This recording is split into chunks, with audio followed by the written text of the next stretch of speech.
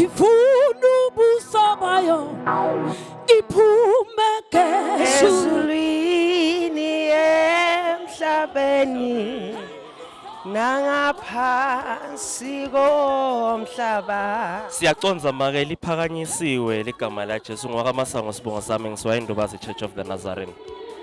Yes, mina ngingimake Ndlela ngisuka emission yaseNgodzeni. Local yakumamisa FAA. Emission yaseNgodzeni siyakwamukela make eAfrican Sermon Central siyajabula kuba nani eGosheni 2025. Siyajabula nathi bhuti kakhulu.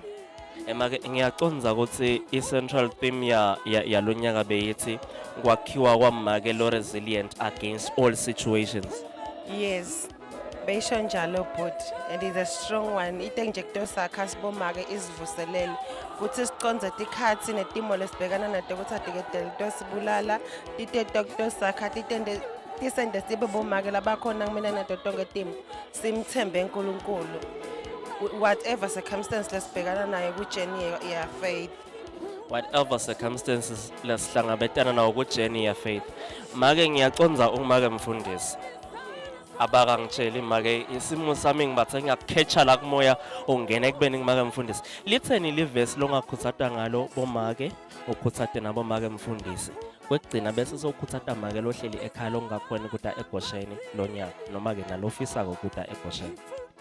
Ngicabanga ukuthi lengingamkhuthata ngako nje uthi imake lohlele ekhaya akangahlali because kuningi lesekufunzile like nje ukuthi lampilweni yakhola kunema challenges basibekseleke ngaJobe ukuthi Jobe uNkulunkulu wambusisa but impilo yakhe yasiyacelwa ngisathana lo sothi sifunzile ukuthi noma ongumzalwane uyabhekana nama challenges sathana uyahamba icela impilo yakho uNkulunkulu avume nayo because usika kwethemba ukuthi kuko konke lotobhekana nako utokhona kuncuba njengemzalwane so ngathi nje wonke make akakhuthale eGosheni atothola imvo takhe naye letikomenda khona ecubeka nempilo yokukholwa Kahle kahle eGosheni nithi kuseshilo yenu nibomake.